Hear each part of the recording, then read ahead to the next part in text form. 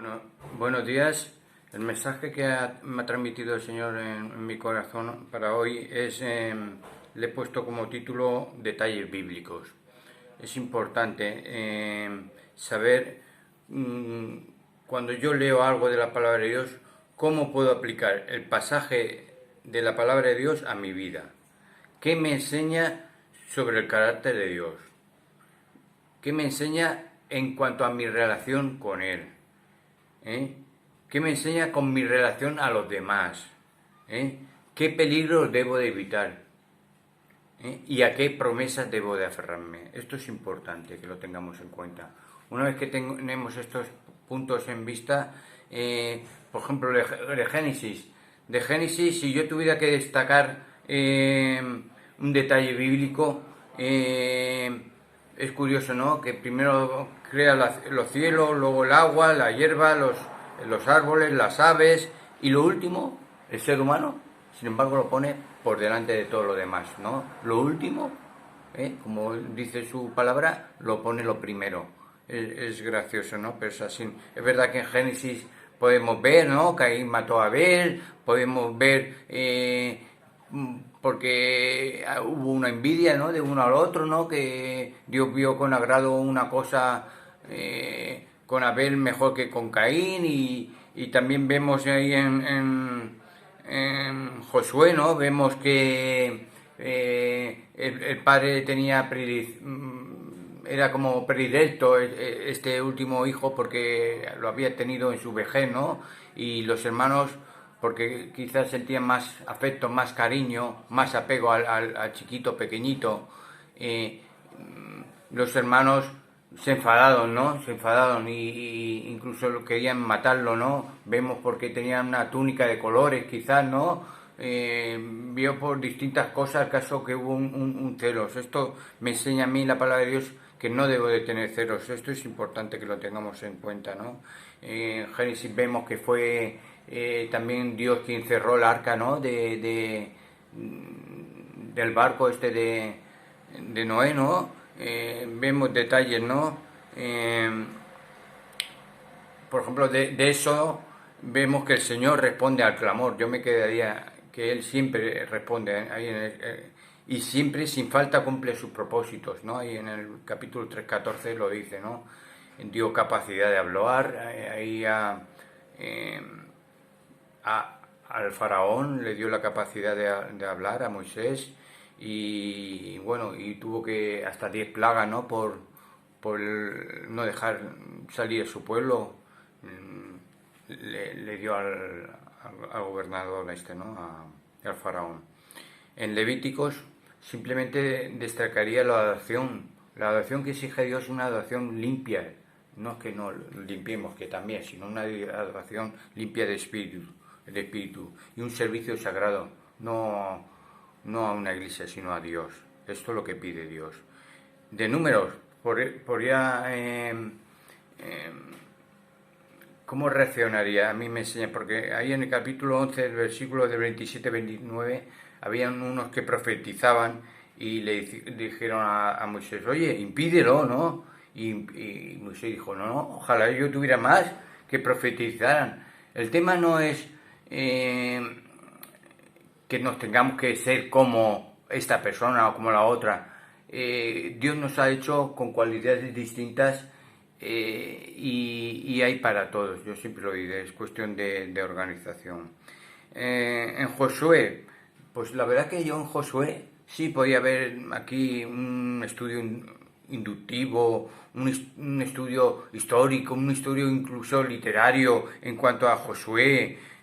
Podía haber hecho muchas cosas, pero solo me quedo con la palabra clave, ¿no? La clave que me dice a mí en Josué es esfuérzate y sé valiente, porque esto diariamente lo necesitamos en nuestra vida. Yo me quedaría simplemente con eso.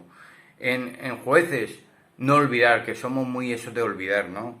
No olvidar los hechos de Dios, no olvidar cómo 135.000 marianitas estaban en contra, ¿no?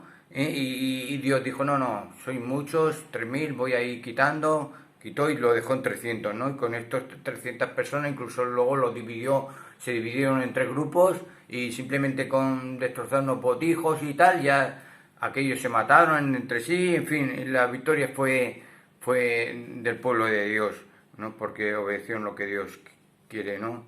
Y es verdad que ahí no podemos hacer, ahí dice, en Jueces dice, cada uno hacía lo que quería, no, eso no lo debemos de hacer nosotros. En Jueces dice que el éxito, para mí el capítulo 3, verso 10 dice, para mí me dice, lo que ahí está escrito me dice la palabra de Dios, el éxito de los asuntos espirituales no depende de la sabiduría humana, sino del espíritu que da Dios a cada uno.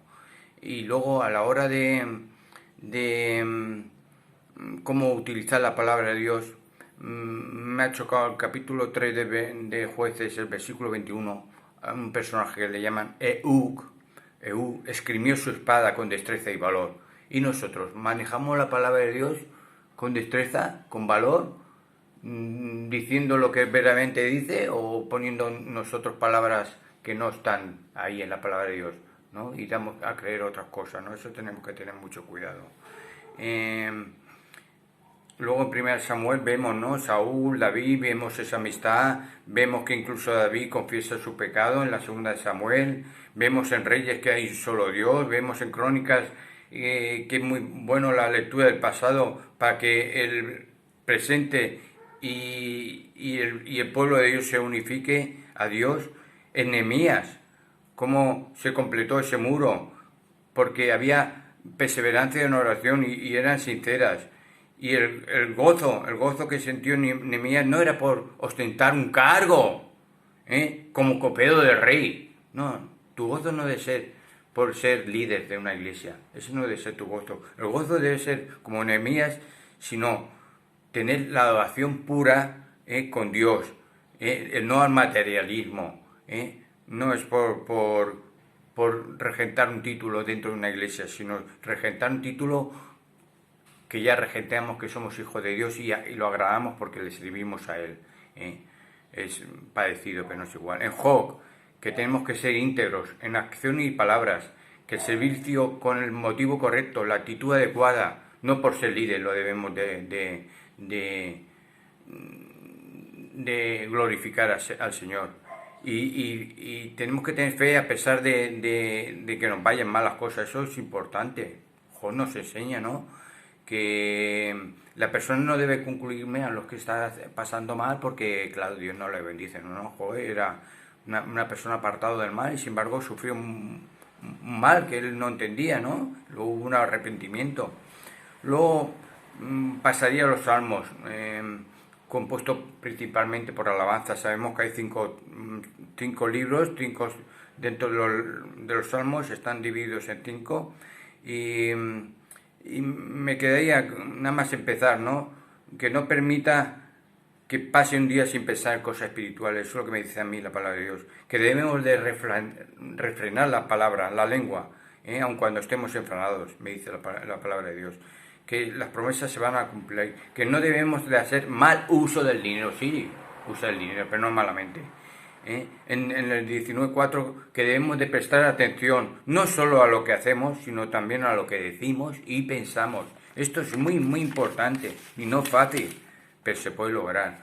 En Salmos ahí nos personaliza, en el Salmo 26.11 dice, en cuanto a mí, andaré en mi integridad. Si tú lo haces otra cosa, pues quizás tienes que hablar con Dios.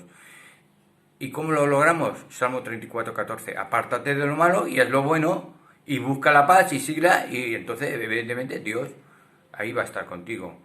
En el segundo libro de los Salmos, el número 2, vemos que acercarse a Dios es bueno, que es el refugio, que es fortaleza, que en vez de apresurarse en hablar sobre las faltas de los demás, que a veces tenemos que pasarlas por alto porque ellos pasan las nuestras por alto, que en el Salmo 51 hay un arrepentimiento verdadero ahí de mi tocayo David, ¿no? Habla de su misericordia, que la palabra de Dios purifica, que restaura. Ahí está el teléfono de Dios, el Salmo 51:18, donde dice que sacrificios no quiere un corazón contrito y humillado. que ahí, eso sí, Él no dejará nunca caído al justo, que por la noche debemos de meditar en el Señor, que el chisme hay que apartarlo, que hay que pedir disculpas. En el Salmo 23 nos dice que nada nos va a faltar, delicados pastos nos hará descansar, en aguas de reposo nos va a pastorear el Señor.